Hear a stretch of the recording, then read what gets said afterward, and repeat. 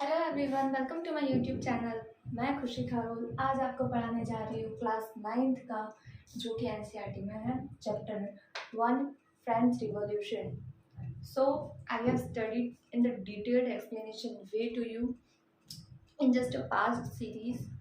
सो part में होगा ना, तो आपको भी इतना बोरिंग नहीं लगेगा कि रोज के एक एक वीडियोस आएंगे, तो ये ओके रहेगा। So guys, in 1774, Louis XVI became the king of France in the age of 20। जो लुई 16 था 1774 में फ्रांस का राजा बना 20 साल की उम्र में। सो उसकी एज भी कम थी, सो वो फ्रांस को ठीक तरह से जैसा हैंडल करना चाहिए था वैसा कर नहीं पाया। France it's the strongest country at that time. He lives in the palace of Versailles. Versailles का बहुत बड़ा पैलेस था जिसमें ये रहता था। इस पैलेस को बनाने के लिए फ्रांस कर्जे में डूब गया था और फ्रांस पर लोन बहुत बढ़ता जा रहा था, जिसके कारण जनता के ऊपर टैक्स ज़्यादा था। सो इसी से परेशान होकर लोगों ने मिलकर किंग के खिलाफ रिवॉल्यूशन किया, वही France revolution. Married to the Austrian princess Marie Antoinette. जो किंग है लुई 16, उनकी मैरिज हुई ऑस्ट्रिया की प्रिंसेस थी मैरी एंटोनेटी। जो पॉपुलेशन थी, फ्रांस के जो पीपल्स थे, वो इस प्रिंसेस को पसंद नहीं करते थे, क्योंकि प्रिंसेस जो, एक तो फर्स्ट थिंग तो ये कि प्रिंसेस ऑस्ट्रियन की थी। सो ये ऑस्ट्रियन कंट्री और फ्रांस उस टाइम मतलब इनेमी हुआ करते थे, तो इस एक वजह तो ये थी जिससे इस प्रिंसेस को पसंद नहीं किया जाता था। और सेकेंड ये कि जो मैरी एंटोनेटी थी, ये इसको खर्च करने की ज़्यादा आदत थी। तो ये पहले तो फ्रांस कर्जे में और ऊपर से प्रिंसेस अपने ऊपर ही खर्च किए जा रही है। और जो किंग था वो इसी प्रिंसेस की बात सुनता था और नए नए टैक्स लागू करता था फ्रांस के पीपल्स के ऊपर।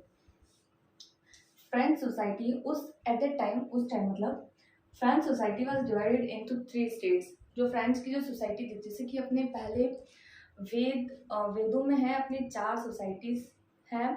4 मतलब समाज माने जाते थे, ब्राह्मण, क्षत्रिय, वैश्य, शूद्र।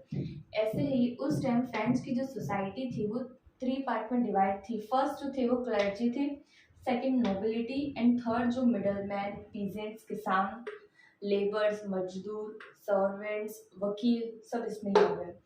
सो ये जो फर्स्ट 2 जो थी स्टेट्स, इन्हें टैक्स नहीं देना पड़ता था, ये लोग रईसी का जीवन जीते थे।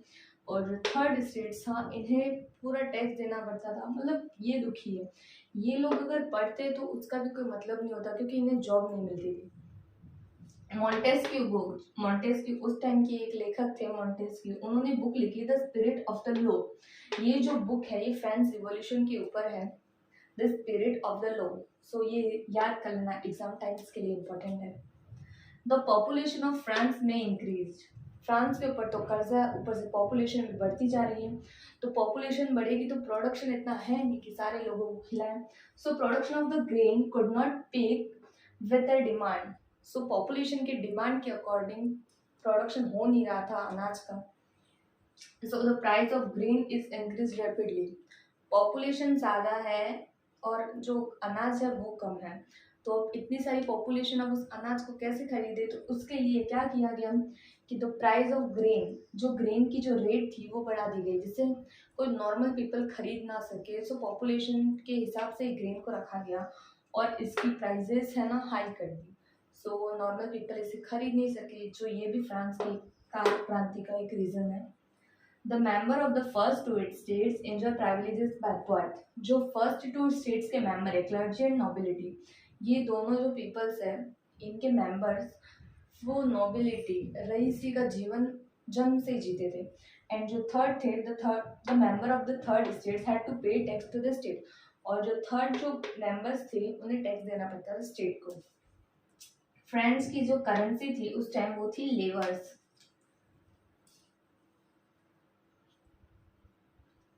French currency at the time is लाइवर्स।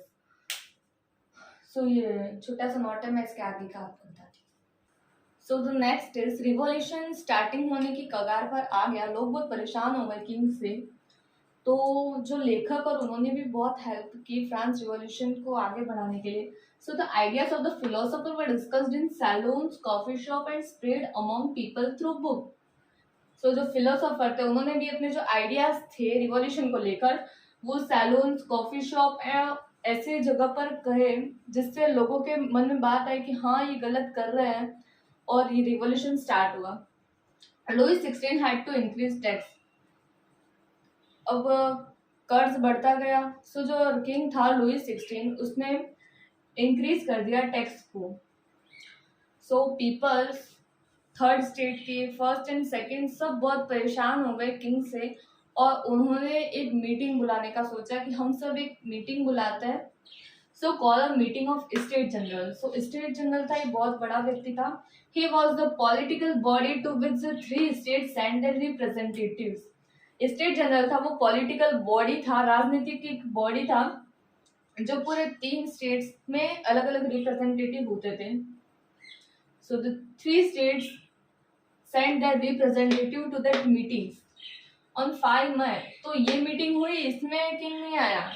5 मई को एक और मीटिंग हुई। So on 5 May 1789 Louis 16 called an assembly of state general to pass proposal for new taxes. Louis 16 ने एक असेंबली बुलाई स्टेट जनरल्स की। जो ये स्टेट जनरल्स थे तीनों स्टेट के, उनकी मीटिंग बुलाई एक नया टैक्स लागू करने के लिए फिर से। A hall of Versailles was prepared to host the delegates. जो वर्सलिस जो पैलेस था किंग का, उसका हॉल है वो प्रिपेयर किया गया इस मीटिंग के लिए। First and second state general send their representative.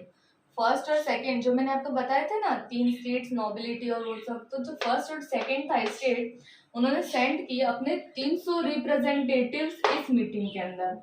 और जो थर्ड स्टेट था वो थर्ड स्टेट मतलब बहुत बड़ा है, क्योंकि इसमें लॉयर्स, किसान, मजदूर सब है, और वही ज्यादा परेशान है। टैक्स भी बढ़ा रहा है किंग, और ऊपर से रोटी भी नहीं मिल रही है, अनाज का दाम ज्यादा कर दिया है, आम इंसान खा नहीं सकता है। सो इसी सबसे परेशान होगा। Third state represented by educated members. जो थर्ड स्टेट के जो एजुकेटेड मेंबर्स थे, जैसे कि लॉयर्स, टीचर्स, डॉक्टर्स, सो उन्होंने अपने रिप्रेजेंटेटिव वही रिप्रेजेंट कर रहे थे। 600 मेंबर्स थे वो लोग जो मीटिंग में रिप्रेजेंट कर रहे थे। Louis 16 said to continue to old practice. और इस मीटिंग में वोटिंग की बात हुई कि हम वोट करते हैं कि अब कौन रिप्रेजेंट करेगा कंट्री को। सो लुई 16 ने कहा कि जो पहले जो वोटिंग वाली हो रही है प्रैक्टिस, वही वोटिंग वाली प्रैक्टिस होगी। To continue the old practice of voting, जो पहले चल रहा है वैसा ही वोटिंग का सिस्टम चलेगा। But the member of the third state के जो मेंबर थे वो एक बात पर टिक गए, और उन्होंने डिमांड की कि voting conducted by assembly all, कि जो वोट है वो असेंबली का हर एक पीपल देगा, और उसी वोटिंग के अकॉर्डिंग न्यू किंग या जो भी न्यू पॉलिटिकल पार्टी है वो फॉर्म होगी। सो इनकी डिमांड थी थर्ड स्टेट्स की कि ईच मेंबर का एक वोट होना चाहिए। सो असेंबली में कितने 600 एंड 300 जो मेंबर्स हैं और जो बैठे हैं, सबका मिलाकर एक एक वोट सबका होना चाहिए। जैसे कि अभी आज अपन भी करते हैं, जो 18+ होता है वो वोट देने जाता है, वैसे ही थर्ड स्टेट की डिमांड थी कि ईच पर्सन 1 वोट देगा। So king rejected this proposal. King ने ये प्रपोजल रिजेक्ट कर दिया कि ऐसा नहीं होगा, जो प्रैक्टिस पहले चल रही है वही चलेगी, न्यू सिस्टम कुछ भी नहीं होगा।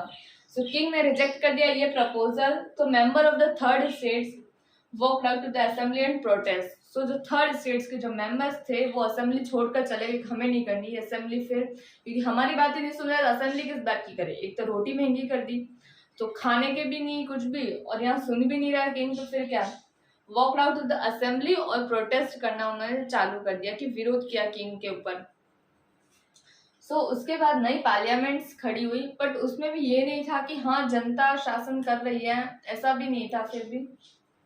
सो इसके आगे का वीडियो हम गाइस नेक्स्ट वीडियो में दिखाएंगे। सो ये पार्ट 1 इतना ही। Thank you so much for watching this video.